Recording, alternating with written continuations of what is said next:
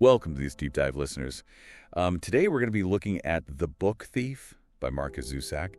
And, well, it takes us right into World War II, but from a really unique perspective, like, get ready to see the world through death's eyes.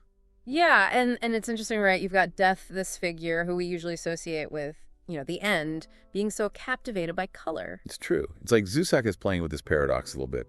Death, who represents the end of everything, is obsessed with the vibrancy of life, with color.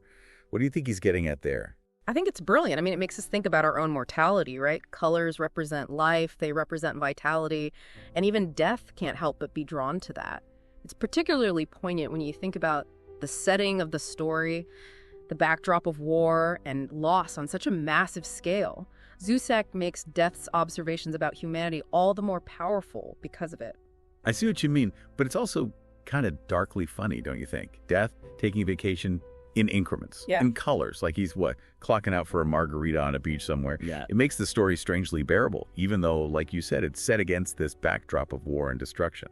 Oh, absolutely. That dark humor is like Zusak's signature, right? I mean, it allows us as readers to kind of process these really difficult topics, the horrors of the Holocaust, without being totally emotionally overwhelmed. We're seeing it through Death's eyes, so we get just enough distance to absorb the story without being completely destroyed by it. Right. But it's not all doom and gloom. Zusak also manages to weave in these beautiful, really poignant moments, often through Death's observations about color. Like there's this one line I love where he describes the sky after a bombing raid as like a devastating home-cooked red, It's jarring, but it also strangely beautiful. Totally. It makes you stop and think. Even Death, who is literally surrounded by death constantly, can still see the beauty in a sunset, right? The colors of a world that's literally on the brink. It makes you wonder, if he can appreciate those moments, shouldn't we as, the living be even more attuned to them? For sure. It's like a call to action almost. A reminder to pay attention to the small things, the vibrant details, all that stuff. Yeah. But okay, enough about Death for now. Let's talk about Liesel. She's our book-loving protagonist, and she arrives on Himmel Street, which, by the way, translates to Heaven Street. How ironic is that? After losing her brother and being separated from her mother. Not exactly a heavenly start to life, right? Definitely not. She's thrown into this completely new life with foster parents she doesn't know, in a world that's like falling apart around her. It's a lot. And you really see her trying to cope, trying to find her footing. And one of the most significant ways she does that is through her love of words, through books. And that love story with words, it starts with a stolen book, The Gravedigger's Manual. Like, what a way to be introduced to the power of literature, right? It's almost like that act of stealing from the very beginning, it sets the tone for her whole journey. Yeah, totally. That stolen book, it becomes the symbol, right? It represents Liesel's resilience. In a world where everything is being taken from her, she takes something for herself. That small act of defiance, it's huge for her in that moment. That's interesting, though, because later in the story, she also starts to receive books as gifts, especially from Ilse Hermann, the mayor's wife. Do you see those two things? The stealing and the receiving is like connected somehow. Oh, for sure. The stolen books, those represent Liesel's agency, her way of fighting back against the Nazi regime and their censorship, I mean, this is a time when books are being burned, words are considered dangerous. But the books she's given, well, they bring in this whole other layer of complexity. They make you think about power, about privilege, even within a totalitarian state. Ilse Hermann, she's struggling with her own stuff, her own complicity in the system. Giving Liesel those books, it's an act of kindness, but it's also her way of dealing with her own guilt, her own grief. It's like Zusak is reminding us that even in the darkest times, even within a regime as brutal as the Nazis, there are no easy answers. There's still good and bad in everyone. Exactly, and it's through these characters, these situations that are kind of morally ambiguous, that Zusak really makes us think. He forces us to confront the reality of the choices people make when they're faced with unimaginable circumstances. And speaking of complexity, we've got Max Vandenberg.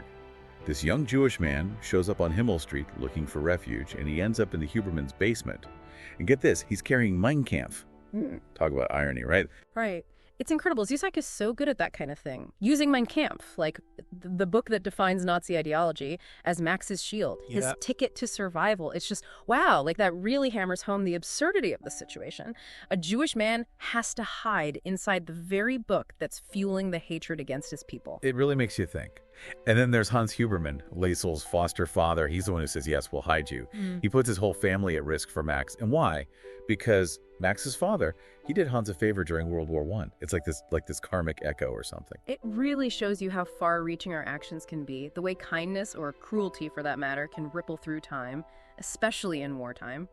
Hans, even with the risks, he chooses compassion over ideology. He sees past the label of enemy and recognizes Max for what he is, a human being who desperately needs help. And that choice, that act of defiance, it doesn't come cheap. Remember when Hans gives a piece of bread to a Jewish prisoner during a death march? A tiny act of kindness, but with massive repercussions. Oh, man. That scene. Zusak doesn't hold back, does he? It shows just how ruthless, how efficient the Nazi regime was. Any sign of dissent, no matter how small, was met with brutal force. But it also forces you to think about, well, what would I do in that situation? Do I conform to survive?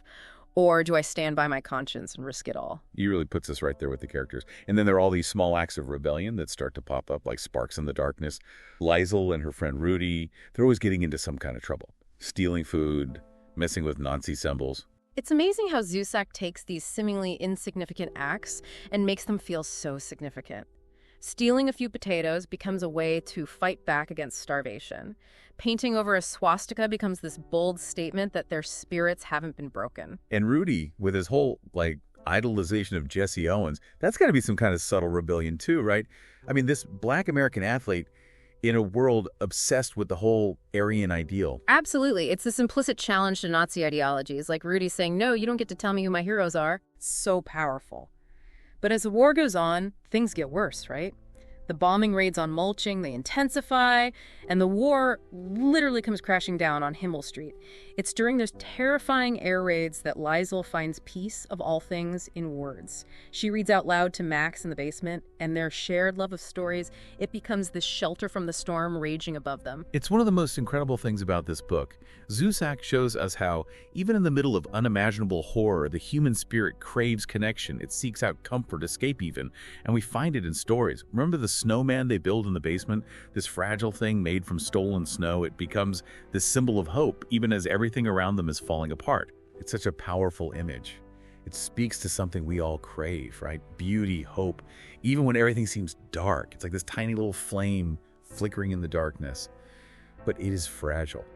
That hope, death, he keeps reminding us, not everyone gets a happy ending. It's like there's this shadow hanging over the story, even when things are good. Yeah, you can't escape it, really, and that's what makes Zusak's choice of narrator so effective. Death, he's always there. We're constantly aware of how fragile life is, how close we all are to loss. It makes those moments of joy, of connection, so much more precious, but also so much more heartbreaking because you know it's coming.